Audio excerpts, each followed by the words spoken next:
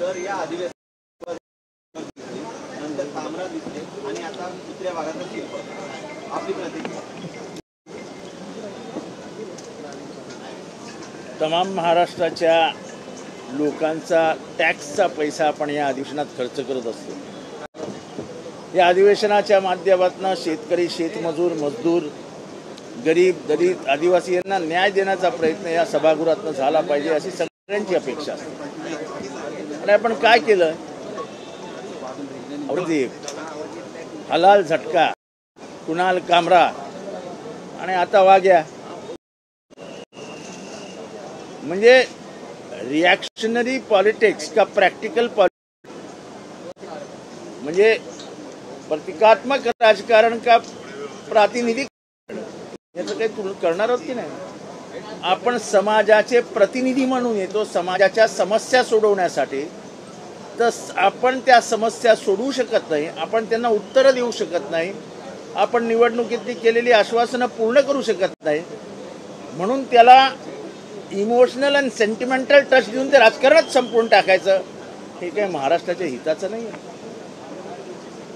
तुम्ही औरंगजेबाची कबर खणा नाही तर ठेवा. कामरा काय बोलला हे तुमचं तुम्ही बघा. पण महाराष्ट्राच्या कुठल्या समस्यांना उत्तर मिळालं? शेतकऱ्यांच्या कर्जमाफीचं काय झालं? ह्याच्यावर चर्चा नाही करायची. नॉन इश्यूला इश्यू करून इश्यू बाजूला करणं हा राजकारणातलं मोठं षडयंत्र असतं. आणि सरकार हे षडयंत्र रचून महाराष्ट्राला फसवण्याचा प्रयत्न करते आणि तेही अधिवेशनाच्या माध्यमातून. हे मोठं दुर्दैव. मी काल पण बोललो, कसल्या संविधानावर चर्चा करता हो? संविधानाची पानं आणि पानं फाडली आहेत तुम्ही. सन्मान करणारे एकही पाऊल या सभागृहात उचललं गेलं काय? आजही पक्ष फोडण्यासाठी नेते कार्यरत आहेत. कसलं संविधान आणि कुठल्या संविधानाचा सन्मान? निधीचा वापर करून पक्ष फोडण्याच्या प्रक्रियेला हात लागणार असेल तर निधी हा महाराष्ट्राच्या जनतेच्या टॅक्समधून येतो, कोणाच्या खिशात येत नाही.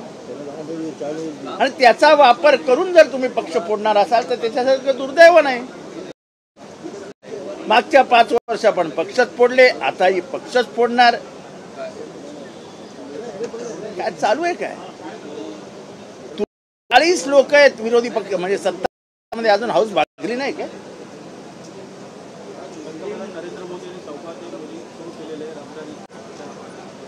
काय चांगलंय. काही मानसिक बदल होणार असतील तर बरंच आहे. महाराष्ट्राच्या हिताच आहे. मतांसाठी केलं, कशासाठी केलं, पण मानसिक बदल घडणं गरजेचं आहे. मतांसाठी करा हरकत नाही, पण मुसलमान सुद्धा माणसं आहेत. मुसलमान सुद्धा जगण्याच्या लायकीचे आहेत आणि त्यांना जगू दिलं पाहिजे. एवढी जरी मानसिकता झाली तरी चांगलं आहे.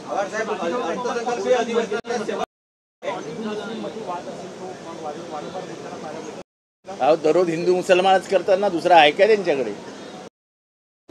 तुम्ही घरावरनं बुलडोजर फिरवला, सर्वोच्च उच्च न्यायालयाने झापलं ना तुम्हाला. माफी मागा ना त्या घरच्यांची त्यांच्या, की आमची चुकी झाली म्हणे म्हणून. गुन्हेगाराला फाशी द्या. गुन्हेगाराच्या आईची, गुन्हेगाराच्या पोराची, गुन्हेगाराच्या बायकोची काय चूक? खोक्या भोसले गुन्हेगार आहे, भाजपच्या आमदाराचा समर्थक आहे, त्याला शिक्षा झाली पाहिजे. त्यांनी जे मारले, त्यांनी जे दादागिरी केली चुकीची आहे. पण त्याची आई भिल्ल समाजाची असून देखील तिचं घर जाळलं जातं, तिला बेघर केलं जातं. ते कुठल्या माणुसकीच्या राजकारणात बसतं? आउट ऑफ सेटलमेंट करायला जाल ते राज्य कोसळेल. Out of the court settlement सरकारने करायचं नसतं. न्यायपालिका स्वतःच्या हातात घेऊन आम्ही न्याय करू अशी परंपरा जर सरकार करणार असेल, एकीकडे महाराष्ट्रात हे सरकार आणतंय, मंत्री आक्षेपार्ह वक्तव्य करतात आणि तिकडे साध्य करायचं सरकारला तुम्हाला वाटतं? इथले लोक मूर्ख आहेत असा एक सार्वत्रिक समज आता निर्माण झालेला आहे.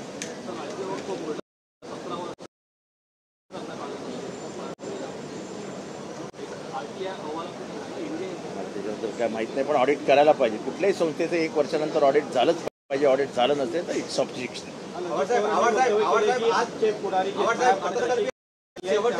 आम्हाला एक पाय दिसतात त्या त्यांचं मला माहित.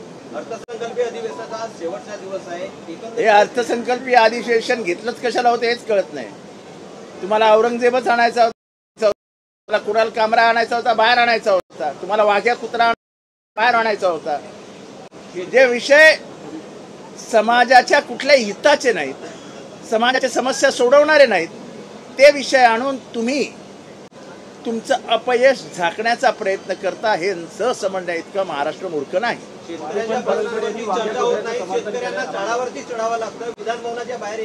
मला वाघ्या कुत्र्याचं समर्थन कोणी केलं हे सांगायचं विचारायचं नाही. ही समाधी शोधली कोणी? महाराजांची समाधी शोधली कोणी?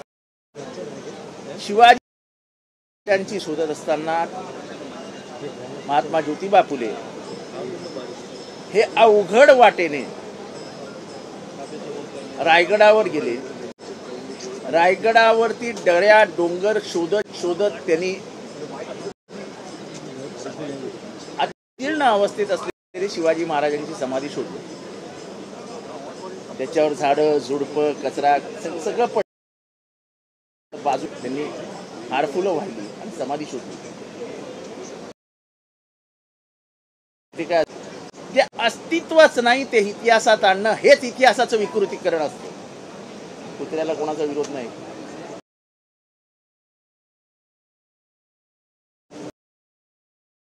श्वान जाऊ नका.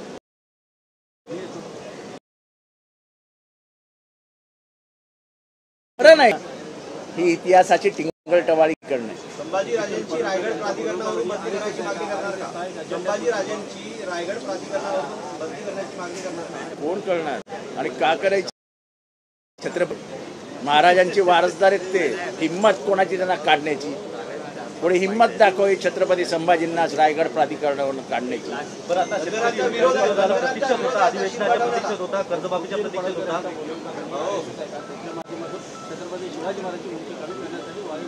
मी अजूनही नेहमी सांगतो की इथला एक वर्ग आहे जो काही बहुजनांचा वापर करून छत्रपती शिवरायांच्या इतिहासाचं विकृतीकरण करत असतं.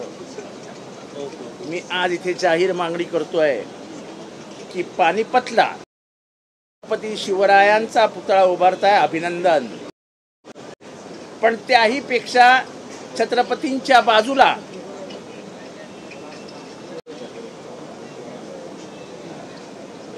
पानिपतच्या युद्धात चुकलेल्या रणनीतीमुळे पराभव झाल्यानंतर 10 वर्षानंतर शूर मराठे महाजन यांनी जे काय रणकंदन माजवलं, जो काय धुमाकूळ घातला आणि सगळ्या गेलेल्या इब्रतीचा बदला घेतला, त्या महाजी शिंदेचा पुतळा आपल्याही उभारा आणि पानिपतलाही उभारा अशी जाहीर त्यांना मानाचा मुजरा करत मी आज महाराष्ट्रासमोर आणि सरकारला करतो आहे. परत सर्वसामान्य लोकांनी आता सरकारवरती विश्वास ठेवायचा का नाही? कारण कसला विश्वास? हे अधिवेशन घेऊ नका. शेतकरी देखील हे अधिवेशन घेत जाऊ नका. तुम्हाला अधिवेशन उधळायचं असतं, तुम्हाला अधिवेशनामध्ये चर्चा करायच्या असतात, म्हणून तुम्ही औरंगजेब काढता, तुम्ही काय ते हलाल झटका काढता. हे काय चर्चेचे विषय आहेत का महा विधानसभेतले? एक तर तुमचा GDP घसरतोय, तुमचा ग्रोथ रेट घसरतोय, आर्थिक मंदी दिसते, लोकांच्या नोकऱ्या जात आहेत, लॉ अँड ऑर्डरचा प्रश्न उभा राहिलाय, ऑनर किलिंग महाराष्ट्रात वाढत आहेत, दलितांवरचे अत्याचार वाढत आहेत, बायकांवरचे बलात्कार वाढत आहेत. त्याच्याबद्दल बोलत नाही तुम्ही. एक चर्चा, त्याच्यावरती 15 मिनिटाचं उत्तर, झालं, संपलं. हे बघा, संविधानाची चर्चा, संविधानाचा किती सन्मान करतात. तर कायद्याच्या कुठल्याही पानावरती विरोधी पक्ष नेता अपॉइंट करताना, त्याची नेमणूक करताना संख्या किती असावी असं कुठेही लिहिलेलं नाही. असं असताना विरोधी पक्ष नेत्यांना 5-5 वेळा अध्यक्षांना भेटावं लागतं, हातापाया पडावं नाही लागत, पण पडावेच लागतं. नाही मी बोलतो, मी मुख्यमंत्र्यांशी बोलतो, मी उपमुख्यमंत्र्यांशी बोलतो, तुम्हीही बोला, आम्ही सगळ्यांशी बोलतो. पण आमच्या हक्काचं पद आहे ना ते. तुम्हाला विरोधी पक्षनेता का कमकुवत करायचा आहे? कारण का संविधानामध्येच म्हटलंय की विरोधी पक्ष सक्षम असेल तर सरकार व्यवस्थित चालतं.